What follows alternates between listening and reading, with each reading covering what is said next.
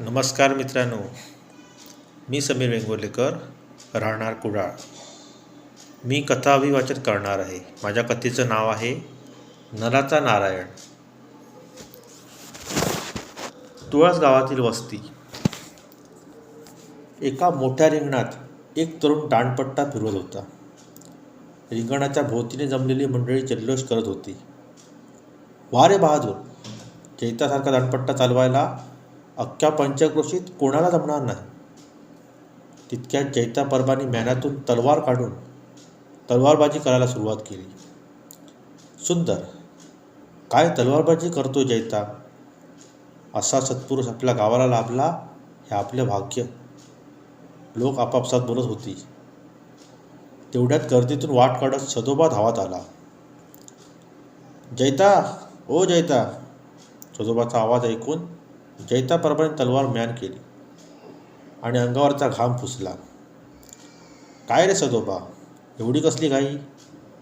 "जैताराव, आता तुम्ही मोठी माणसं. अहो, तुम्हाला भेटायला राजासाहेब आले आहेत थेट सावंतवाडीतून." सदोबा आनंदाने म्हणाला. "काय सांगतोस?" जैता परबाने अंगात सदरा चढवला आणि ते गावात आले. राजासाहेब बाहेरच्या ओट्यावर बसले होते. "राजासाहेब, चक्क तुम्ही माझ्या घरी?" जैता परब हात जोडून उभे राहिले. राजासाहेब त्यांचे जवळ गेले. "जैताराव, तुम्ही हात जोडायचे नाहीत. या तुमच्या हाताने शत्रूला पाणी पाजायचं." "म्हणजे?" राजासाहेबांनी जैता परबांच्या हातात तलवार दिली. जैताराव भारावले. "तुमच्या धाडसाची, सद्वर्तनाची आणि तलवारबाजीची चर्चा अख्ख्या सावंतवाडी संस्थानात पसरली आहे." "सुभेदार जैता परब." "सुभेदार?" जैताराव आश्चर्याने पाहू लागले. "आम्ही तुम्हाला आमच्या एका गडाची सुभेदार म्हणून नेमणूक करत आहोत." जैताराव सदोबा खुश झाले. अख्खा तुळस गावात ही बातमी पसरली. जो तो जैता परबाचा कौतुक करू लागला. जैता परब संस्थानाच्या चाकरीत रुजू झाले. जैता परबांची मुलगी लग्न होऊन सावंतवाडी तालुक्यातील एका गावात दिली होती. जैता परब सुभेदारीची मोहीम आटपून आपल्या घरी येत होते. तेवढ्यात त्यांच्या मनात विचार आला, मुलगी बरेच दिवस माहेरी नाही आली. तिला पाहून तिच्या आईला किती आनंद वाटेल. शिवाय मलाही तिच्याशी बोलता येईल. जैता परब मुलीचे सासरी आले. सासरच्या मंडळींनी त्याचे स्वागत केले. "जैताराव, मुलीला भेटायचं म्हणून आलात की काय?" सासरेसमोर हसत उद्गार केले. "बरेच दिवस झाले.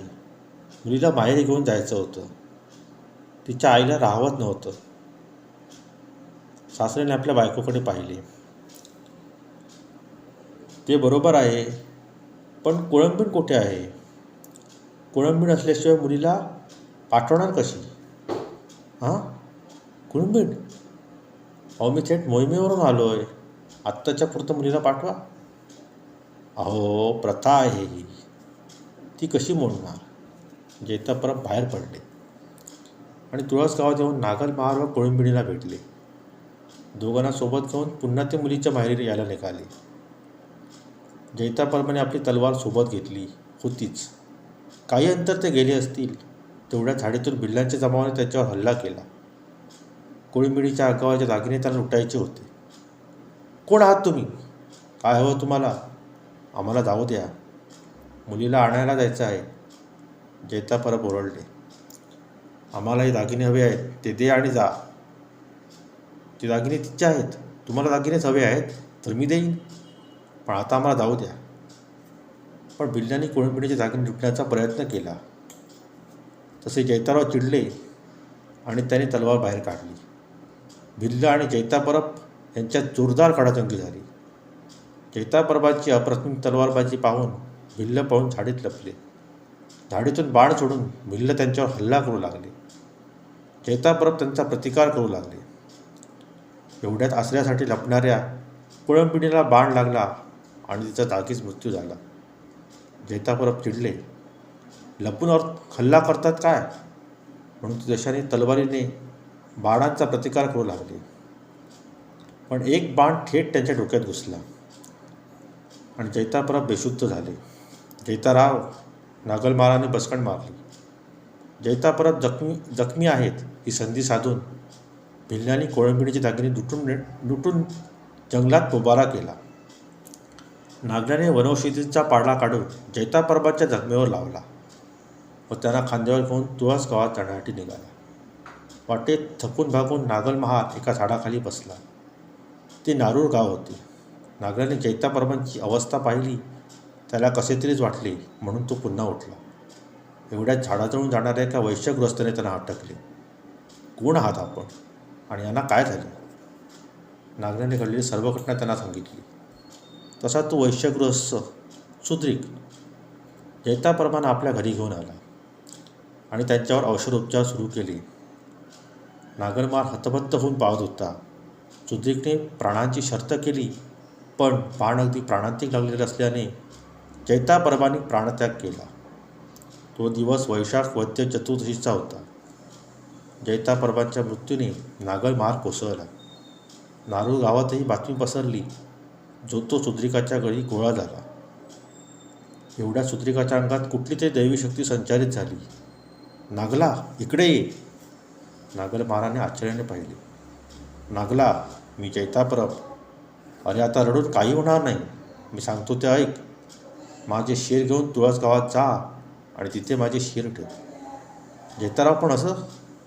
मी सांगतो ते कर नागला. तुळस गाव माझं आहे. गावातल्या लोकांचा माझ्यावर विश्वास होता. माझ्या मृत्यूनंतरही मी गावातल्याचे रक्षण कायम करत राहीन. सगळं सुद्रीकाच्या तोडून जैतापरबांच्या बोलण्याने अवाक झाले. शेवटी नागल्याने जैतोबांचं शिर घेऊन तुळस गाठले आणि तेथे रावळांच्या घरात ते शिर स्थापन केले. नारूर ग्रामस्थांनी जैतोबांचा धडाशिवायचा देह आणून तुळस गावात त्याच ठिकाणी ठेवला आणि जैतोबांची समाधी बांधण्यात आली. जैतोबांच्या मृत्यूने तुळस गाव शोकाकुल झाला. त्यांची पत्नी सती गेली. जैतोबा म्हणजेच श्रीदेव जयतीर, तुळस गावातील मुख्य देवता आणि नराचा नारायण म्हणजे श्रीदेव जयतीर. वैशाख वद्य चतुर्दशीला जयतीरोत्सवाने जत्रेची सुरुवात होते आणि 11 दिवसानंतर कवळासाने सांगता होते. नागल